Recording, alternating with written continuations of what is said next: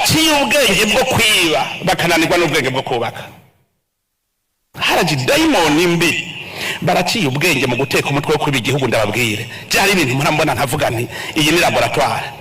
Paulo na Sila bariomba, Paulo na Sila bariomba, milango ya gereza ikafunguka, milango ya gereza ikafunguka. Mana yanje akakara gakora sikakera mayinka. Ngomba ndabatera inkuru y'umuzagazaga ngaho. Inkuru ya Paulo na Sila ni inkuru mbere yanditse muri Bibiliya yera. Inkuru nziza nkuko tuyisoma mu gitabo c'ivyakozwe n'intumwa igice ca 16 guhera ku murongo wa 16. Turasoma.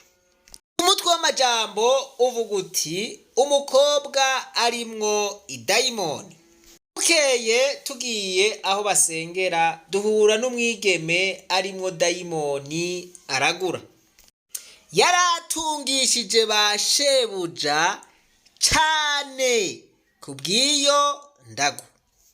Uwo aradukurikira twebwe na Paulo. Uyavuga ibi yarinde yari Silasi. Asemerera ataba abantu n'abantu b'Imana isumba vyose, kandi bababarira inzira y'agakiza. Amara iminsi myinshi agenza atyo, ariko Paulo adundumiwe arahindukira abarira ya dayimoni ati, ndakubariye nti mw'izina rya Yesu Kristo muvemwo. Amuvamwo muri ako kanya. Ni ukuvuga ko muri ako kanya ya dayimoni yaciye imuvamwo. Maze ba shebuja babonye ko ico bahora bakuramwo inyungu kivuyeho, bafata Paulo na Sila barabakwega babajana mu kaguriro imbere y'abashingantahe. Bibiliya z'icongereza zivuga ngo babatwara imbere y'abategetsi, babashira abacamanza bati, aba bantu bariko bahagarika imitima yabo mu gisagara cacu kandi arabayuda, bariko batuzanira imigenzo tuzira kwemera canke kuyikora kuko twebwe turabaroma.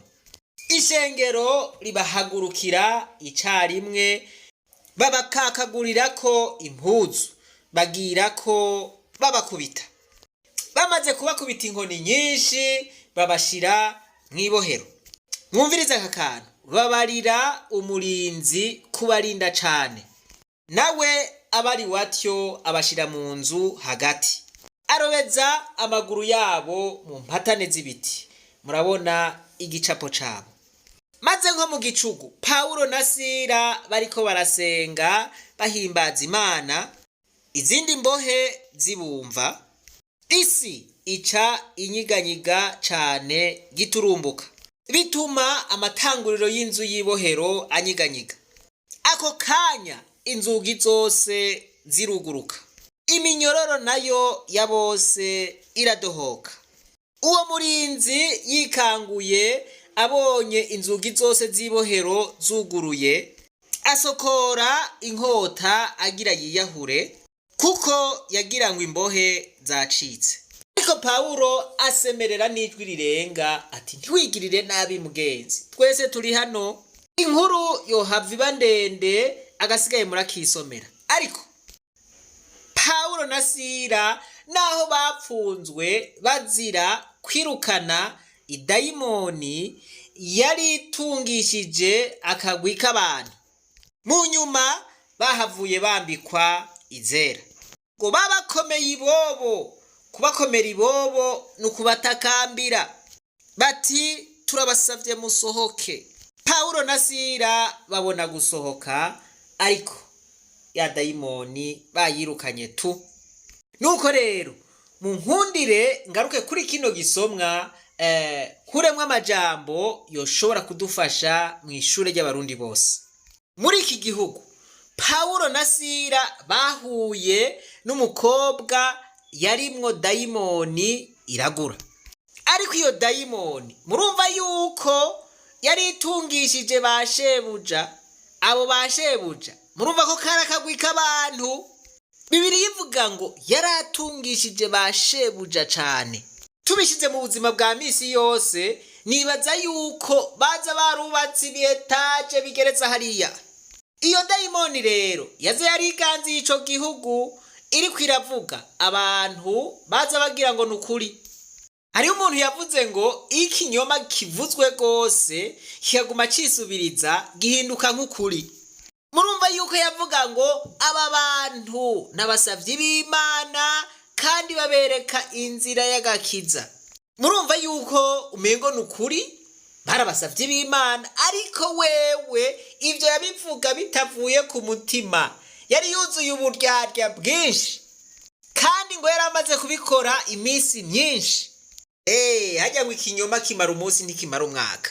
Pawulo amaze kumva imwemu iriko iravuga iyo ariyo, arumva yuko ari mpemu y'uburyarya. Waca arahindukira ayibwira ati mw'izina rya Yesu muvemwo. Ngo muri ako kanya nyene ikiramuvamwo. Iyo mwemu yari yariganje, iyo dayimoni yari yariganje muri ico gihugu, imaze kumuvamwo gawampaye inka. Ntivyoroshe. Ngo bashebuja bamwe bahora bayikamisha baca baraduza umugara. Erega Pawulo na Sila ntivyaboroheye. Abo bari bazi yuko bagize neza kwirukana iyo mpemu mbi yari yariganje muri ico gihugu. Urumva yuko baciye babatwara imbere y'abategetsi canke imbere y'abashinga ntahe. Abo nabo nyene barahengama, baca babatwara imbere y'abacamanza, nabo nyene barahengama, niko guca babashira mwibohero. Ngo bamaze kubakubita n'inkoni nyinshi, baca babashira mu mpatane z'ibiti. Murabona ingene babapfunze. Bapfunzwe nk'uku bazize igikorwa ciza cyo kwirukana impwemu mbi yari yaragisibije. Ariko inkuru nziza nuko aba bantu barabantu bubaha Imana, baza akamaro ko gusenga no gutazira uhoraho. Vyarangiye bakuwe mwibohero bambitswe izera. Paulo na Sila bariomba milango ya gereza ikafunguka. Ewe wayoboye Abisirayeli ukabajabutsi kiyaga gitukura, ukabashikana ikanani. Mana utuyobore. Akanagaririmbo k'amavuta w'amaye inka. Nuko rero ako karagaciyemwo murantunga. Mbe mwari muzi yuko iyo dayimoni yoba iriho ngaha mu gihugu cacu? Haraje dayimoni mbi baraciye ubwenge mu guteka umutwe wo kwiba igihugu ndababwire. Byari ibintu murambona nkavuga nti iyi ni laboratoire. Mwari muzi yuko iyo dayimoni ivuga ari kijana ihari? Mwari muzi yuko iyo dayimoni ari igisibije? Bigaragara yuko yapararanganije ibintu byose. Dayimoni yaradutwaye ubwenge bwose. None je naciye mvugana, hari umuntu apfunga umuntu agwaye mu mutwe. None ugwaye mu mutwe ntirwaratera amabuye abantu, ntaturira n'inzu. None tuja kumufunga mu mpimba umujara kwa rojana. Iyi dayimoni mwari muzi yuko yiganziye igihugu c'Uburundi gushika yaho ataterambere na ritoya ribaho rishoboka. Dusere cyane twirukane idayimoni ibuze iterambere ry'Uburundi, kuko yabonetse akantu kose ko tuma dutera imbere hacazi izindi nguvu ntazi zica zibuza ico iyo project ipanye bigahagarara. Mubu nimubona ko turiko twiruka ngo nikere dutangure exploitation yayo. Umuyaga nkuba rusumwa force ntiwaje hajya muzoza mubona izindi nguvu zibuze ziti stop ntaho muja. Dudasenze rero ntibikunda. Iyi dayimoni rero yarononye ubuzima bwose bw'igihugu. Igitoro yaratwaye, isukari yaratwaye, amazi yaratwaye, umuyaga nkuba yaratwaye, ubutungane yarabuzingamitse, amashirahamwe ya leta yose asa nayo ariko arahomba. Iyo dayimoni yatumye ibiciro biduga, abantu batubisuwa vubi barashonje. Iyo dayimoni yatumye abarundi dukomantaza imitima, ntitugomba kwicara hamwe kugira ngo tuvugane ibigoye igihugu. Iyo dayimoni ibi bugwanko mu bose rimwe. Iyo dayimoni itera ubugunge, bamwe bakiyegeraniriza ko abandi bamerewe nabi. Iyo dayimoni iracokesheje abarundi, amadolare, amafaranga y'agaciro yaramitse. Murambanye urudubi neza none cyane madolari yakura kamwe bwagwiza tunga rimwe mwari kuyazana mugani mwebwe bambere muza utegereza kuduha amadolari utaduhaye nitwemere.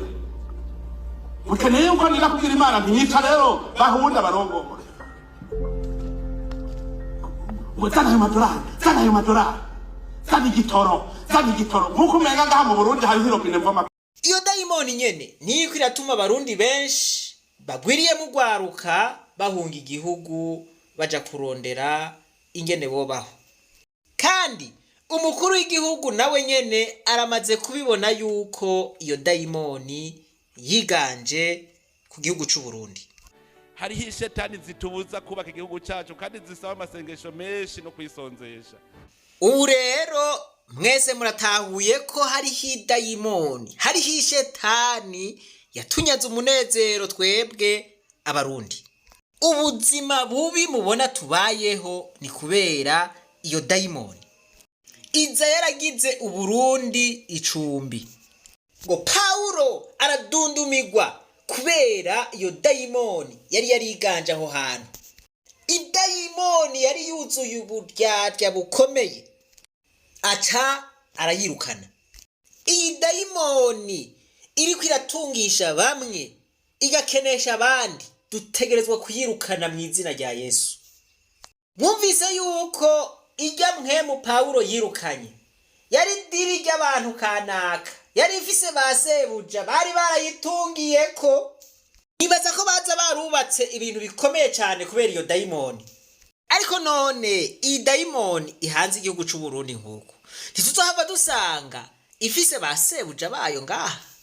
Abarundi twese dusere cyane twirukane idayimoni ibuze iterambere ry'u Burundi, kuko yabonetse akantu kose ko tuma dutera imbere hacazi izindi nguvu ntazi zica zibuza. Muzehe none abashebuja biyo mpemu biyo dayimoni ntaburamenya gushika ubu. Naje ndamaramaye nk'userukira igihugu kubona miliyaridi 54 zisohoka ukarondera iyo zagiye ukazibura nakamaramaza. Imiliyaridi 54 gantuze zikagenda fyiriri tukabura niyo zarengeye. Iyi dayimoni yariganje kabisa. Mutama imiliyaridi 54 iyi dayimoni yaratwiziziye kabisa. Iyi dayimoni yaratugaye. Mutama rero ntiwiri gurasarara. Iyi dayimoni yogira abashebuja canke itobagira, tugomba tuyirukane, tugomba tuyomore. Ntidushobora kwemera yuko yotwiganzira nkuko. Kandi naho bashebuja bataramenyekana, abayikamisha ico tuzi nuko bariho. Nibababara ngo nuko twirukanye iyo mpemu bahora bakamisha, turemeye ibizokurikira. Paulo na Sila muriko muranyumviriza, erega urugamba rwatanguye wampaye inka. Mushire mu mutwe yuko aho twomorera iyi dayimoni bashebuja bahaguruka baragaragara. Ntimwabonye ingene abandi byabagendeye wampaye inka? Barakubiswe inkoni nyinshi, bashigwa no mu mpatane z'ibiti. Kubera iki? Kubera ukuri, kubera bakoze ikintu ciza. Ariko ntimugire ubwoba, uri kumwe natwe asumba uri kumwe nabo. Uri kumwe natwe arakomeye cyane gusumba uwo bishimiye. Mbega Imana isanzwe iri mu ruhande rwacu, turi mu kuri, dufatanye mu nda, turi mu bumwe. Uwo turwanya ninde? Kira noneho Paulo na Sila ntibapfuye, mu nyuma barambitswe izera kuko bari bakoze ikintu ciza. Natwe rero nimba kwirukana iyo dayimoni iduhanze kizoba ari ikintu ciza, ntidutinye, nidushikame, dushira amanga, nitwaba mu kuri uri kumwe natwe, erega niwe kuri, ntaco tuzoba. Ukuri konyene nico kigwanisho rutura dufise kizotuma tunesha ikinyoma cawa mudayimoni. Nuko rero nagomba nsubire ndabibutse rya sango ry'itariki 12 z'ukwezi kwa kabiri ko ariho tuzokwerekana ingene twogaruza umunezero iyi dayimoni yatunyaze. Twabahaye ukwezi kose, mwitegure, ntihazogira umuntu avuga ngo nabuze utumega. Oya, muhere ubu muturondera. Muzobe mwasharije amatelefone yanyu, ndazi yuko akariro kagorana. Muzobe mwarondeye akanya, ntimuzovuge ngo dufise ibikorwa vyinshi. Murumva yuko dufise akazi gakomeye. Abakozi b'Imana muri heko ntabumva iki gikorwa mu gisengere cyane. Abasirikare, abapolisi, ugwaruka, abakozi ba leta, abari muri leta, abatamakazi, abahunze igihugu kubera iyi dayimoni, abatuntuye, abihebuye kubera iyi dayimoni, mwese muratumiwe kuri iryo sango. Ijambo ry'Imana rivuga ngo abantu bazomenya ukuri nako kubahe ukwidegemvya. Nitwaba duhagaze mu kuri kw'Imana ataburyarya, iyi dayimoni tuzoyitsinda. Ubu hageze yaho umurundi wese agira uruhande yegamiye. Uregamira uruhande rwa Paulo na Sila canke wegamire uruhande rw'idayimoni igisibije. Ndabizi neza ko hariho n'abatagiraho begamira. Abo barabaho. Akigoro rero ngoma ndabasabe, mwigore ubu butumwa bushikire umurundi wese aho ari. Iyo tariki izoshike umurundi wese aza yaronse ubu butumire. Murumva yuko ari ubutumire budasanzwe. Kuva aho byakabereye si vuba. Harageze ko twikurako umudayimoni yapararije igihugu cy'u Burundi. Abari ku mbuga zitandukanye, ubutumwa ndabinginze musabikanye kugira ngo umurundi wese naho yoba iyijuru riherera aburonke. Iyi dayimoni dutegerezwa kuyirukana, kandi ntaco tuzoba, ahubwo tuzohimbaza Imana nka Paulo na Sila. Imana yo mwijuru nibahezagire mwese. Reka twibananize rwa rugendo rwacu, maze tugaruze umunezero Satani yatunyaze. Umuntu wese atarashika mu ishure ry'abarundi bose turamuhaye kaze.